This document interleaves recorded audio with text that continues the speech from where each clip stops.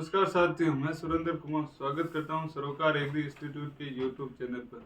तो जिन विद्यार्थियों ने अभी तक हमारे चैनल को सब्सक्राइब नहीं किया है वे चैनल को सब्सक्राइब कर लें व आफ्टर दैट बेल आइकन के बटन को प्रेस कर लें ताकि आने वाली वीडियो का नोटिफिकेशन आपको बहुत ही जल्द प्राप्त हो सके। आइए हम आज की क्लास को शुरू करते हैं। तो कल की क्लास में हमने मूंग के बारे में पढ़ा था, आज हम उड़द के बारे में पढ़ेंगे। किसके बारे में पढ़ेंगे? उड़द के बारे में, जिसे इंग्लिश में क्या कहते हैं? Black gram.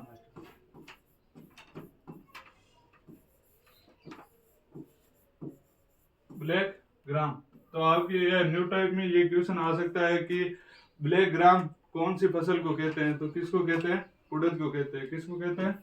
उड़द को कहते हैं। तो उड़द का सामान्य इंट्रोडक्शन देख लेते हैं कि इसका बॉटनिकल नेम क्या है, इसका कुल क्या है, फैमिली क्या है, इसमें गुणसूत्र संख्या कितनी है, इसका उत्पत्ति स्थान क्या है, प्रोटीन कितने प्रतिशत पाई जाती है, परागण क्या है, अंकुरन किस प्रकार का पाया जाता है, इसका महत्व क्या है, उसके बारे में देख लेते हैं। तो इसके बॉटनिकल नेम की बात करें तो उड़द का बॉटनिकल नेम विग्ना मूंगो। क्या है? विग्ना मूंगो। जो उड़द का बॉटनिकल नेम है वो क्या है? विग्ना मूंगो है। इसके कुल की बात करें, उड़द में कुल या परिवार की बात करें तो इसका परिवार है फेबेसी। फेबेसी या लेग्यूमिनेसी।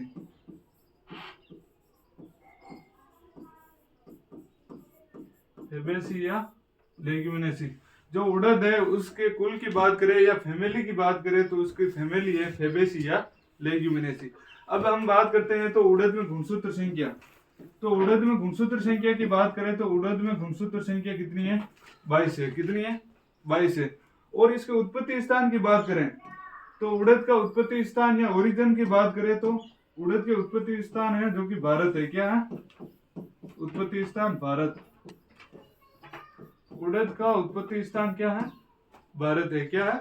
भारत। अब हम बात करें तो उड़द में प्रोटीन, उड़द की जो दाल होती है उसमें प्रोटीन की बात करें, प्रोटीन तो उड़द में प्रोटीन 24% पाई जाती है। कितने प्रतिशत प्रोटीन पाई जाती है? 24% प्रोटीन पाई जाती है। तो आपके ये न्यू टाइप में क्वेश्चन आ सकता है कि उड़द की दाल में कितने प्रतिशत प्रोटीन पाई जाती है? कौन सी दाल में? उड़द की दाल में कितने प्रतिशत प्रोटीन पाई जाती है? तो 24% प्रोटीन पाई जाती है। कितने प्रतिशत प्रोटीन पाई जाती है? 24% प्रोटीन पाई जाती है। अब हम बात करें तो उड़द में परागण, उड़द में स्वपरागण पाया जाता है। क्या पाया जाता है? स्वपरागण। परागण की बात करें, उड़द में परागण, स्वपरागण, सेल्फ पोलिनेशन पाया जाता है। अब हम आगे बात करें तो उड़द में अंकुरन, अंकुरन की बात करें तो अंकुरन एपीजियल प्रकार का अंकुरन पाया जाता है। किस प्रकार का अंकुरन पाया जाता है? इपीजियल प्रकार का अंकुरन पाया जाता है। उड़द में किस प्रकार का अंकुरन पाया जाता है? इपीजियल प्रकार का अंकुरन पाया जाता है। उड़द में कार्बोहाइड्रेट की बात करें, उड़द की दाल में कार्बोहाइड्रेट की बात करें कि कार्बोहाइड्रेट कितने प्रतिशत पाई जाती है?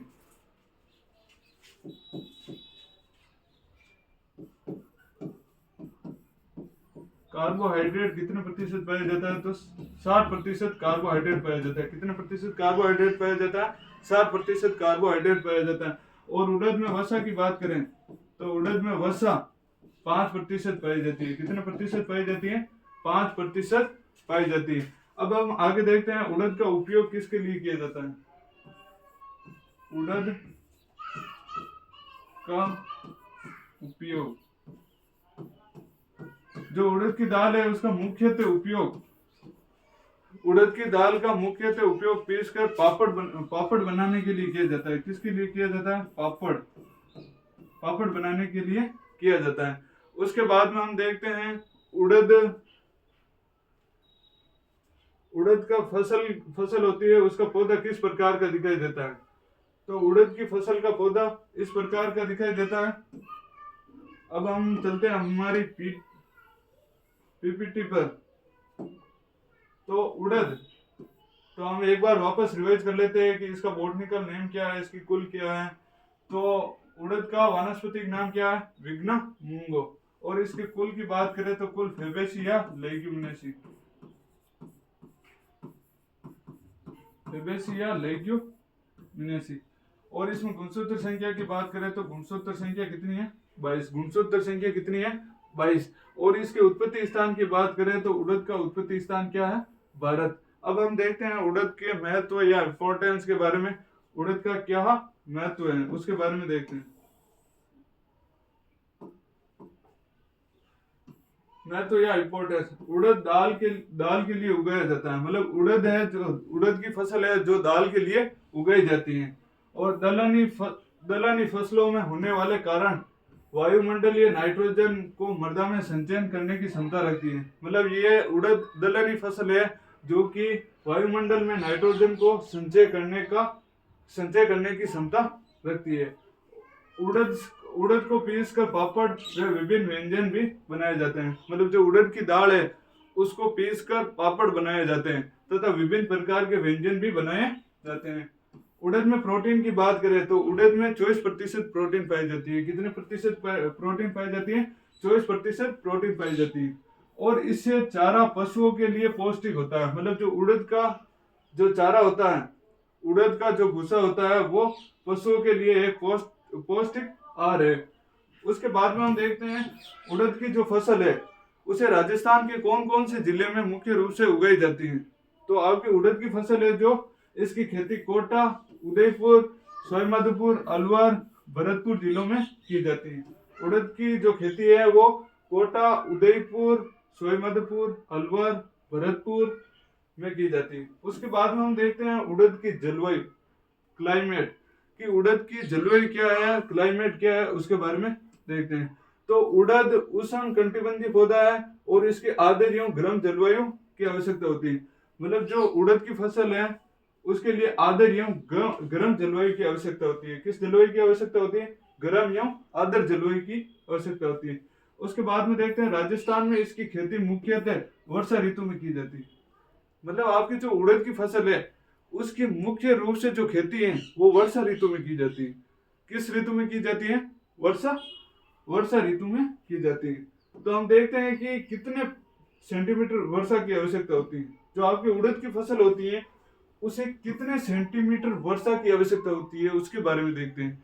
तो उड़द की फसल के लिए 40 से 60 सेंटीमीटर वार्षिक वर्षा वाले क्षेत्रों में उड़द की खेती उपयुक्त मानी जाती है। मतलब जो आपके 40 से 60 सेंटीमीटर वाला वर्षा वाला जो क्षेत्र है उसमें उड़द की खेती आसानी से की जा सकती है। मतलब 40 से 60 का मतलब होता है कि 400 से 600 वर्षा वाले क्षेत्र में उड़द की खेती आसानी से की जा सकती है। कितने? 400 से 600 वर्षा वाले क्षेत्रों में उड़द की खेती आसानी से की जा सकती है। उसके बाद में इसमें देखते हैं वर्दी के लिए तापमान। जो उड़द की फसल है उसके लिए वर्दी के लिए उपयुक्त तापमान कितने डिग्री होना चाहिए? तो इसके लिए उपयुक्त तापमान 21 से 30 डिग्री सेंटीग्रेड तापमान की आवश्यकता होती है। कितने? पौधों की वृद्धि के लिए 21 से 30 सेल्सियस तापमान उपयुक्त माना जाता है। उसके बाद में देखते हैं उड़द की फसल है, उड़द की फसल की मृदा या सोइल के बारे में। जो उड़द की फसल है उसके लिए कौन सी मृदा उपयुक्त है, उस मृदा की क्या पीएच होनी चाहिए जिसे उड़द की फसल का प्रोडक्शन ज्यादा से ज्यादा ले सके। तो उड़द की खेती के लिए अच्छे जल निकास युक्त सभी प्रकार की मृदाओं में उपयुक्त होती है। मतलब जो उड़द की फसल है उसके लिए सभी प्रकार की मृदाएं उपयुक्त है। मतलब आपके खेत में जल निकास युक्त मृदा होनी चाहिए। मतलब आपके खेत में जल निकास युक्त मृदा की उचित व्यवस्था होनी चाहिए। ऐसा नहीं कि आपके खेत के चारों ओर मेड़ बनी हुई है और आपके खेत से पानी बाहर ही नहीं जा रहा है जिससे आपकी जो उड़द की फसल है वो खराब हो जाए। तो आपके जो खेत है उसमें जल निकास की उत्तम व्यवस्था होनी चाहिए। उसके बाद में देखते हैं लेकिन अच्छी उपज के लिए दोमट व चिकनी दोमट मृदा सर्वोत्तम मानी जाती है। मतलब आपको अच्छा प्रोडक्शन लेना है, उड़द का अच्छा प्रोडक्शन लेना है तो उसके लिए दोमट व चिकनी दोमट मृदा सर्वोत्तम मानी जाती है। और जिसके पीएच मान की बात करें तो पीएच मान 7 से 8। अगर पीएच मान की बात करें तो पीएच मान कितना? 7 से 8। अगर अब आगे हम बात करते हैं उड़द की फसल है उसके लिए बीज दर की बात करें प्रति हेक्टेयर बीज दर की बात करें, उड़द की प्रति हेक्टेयर बीज दर की बात करें तो बीज दर है 15 से 20 किलोग्राम प्रति हेक्टेयर बीज दर की आवश्यकता होती है। उसके बाद में हम देखते हैं उड़द या ब्लैक ग्राम की बुआई की बात करें, या ब्लैक ग्राम की बुआई की बात करें तो इसकी बुआई जून जुलाई में की जाती है। कब की जाती है? जून जुलाई में। जून जुलाई। जो उड़द की फसल है उसकी बुआई की बात करें तो इसकी बुआई जून जुलाई में की जाती है। कब की जाती है? जून जुलाई में की जाती है। अब हम बात करते हैं खाद एवं उर्वरक। तो खाद एवं उर्वरक में आप एक लाइन ऐसे ऐड कर सकते हो कि उड़द की फसल के लिए 10 से 15 टन प्रति हेक्टेयर गोबर की खाद का उपयोग किया जाता है। गोबर की खाद का उपयोग किया जाता है। उर्वरकों की बात करें तो नाइट्रोजन की बात करें तो 20 किलोग्राम प्रति हेक्टेयर उर्वरक की आवश्यकता होती है। मतलब जो नाइट्रोजनिक उर्वरक होता है उसके 20 किलोग्राम प्रति हेक्टेयर उर्वरक की आवश्यकता होती है। फास्फोरस उर्वरक की बात करें तो फास्फोरस के लिए 60 किलोग्राम प्रति हेक्टेयर उर्वरक की आवश्यकता होती है। और पोटेशियम की बात करें तो पोटेशियम के लिए 30 किलोग्राम प्रति हेक्टेयर उर्वरक की आवश्यकता होती है। उसके बाद में हम बात करते हैं उड़द के लिए सिंचाई या इरिगेशन, मतलब उड़द की फसल के लिए कितनी सिंचाई उपयुक्त होती है जिससे आपको प्रोडक्शन अच्छा से अच्छा मिल सके और जो दाने अच्छे से अच्छे परिपक्व हो जाते हैं। तो सिंचाई या इरिगेशन की बात करें तो उड़द की फसल में कम पानी की आवश्यकता होती है। मतलब जो आपकी उड़द की फसल है उसे कम पानी की आवश्यकता होती है, कम पानी की आवश्यकता होती है। समय पर वर्षा न हो तो 2 सिंचाई की आवश्यकता होती है। मतलब अगर हम बोएंगे तो वर्षा ऋतु में, अगर कोई कारण से अकाल पड़ जाता है तो उसमें हमें 2 सिंचाई करनी है। कितनी सिंचाई करनी है? 2 सिंचाई करनी है। जो विशेषकर पुष्पावस्था एवं दाना बनते समय खेत में उचित नमी होनी अति आवश्यक है। मतलब उड़द की फसल है उसमें पुष्पन की अवस्था होती है, उसके समय नमी की अधिक आवश्यकता होती है और दाना बनते समय नमी की अधिक आवश्यकता होती है।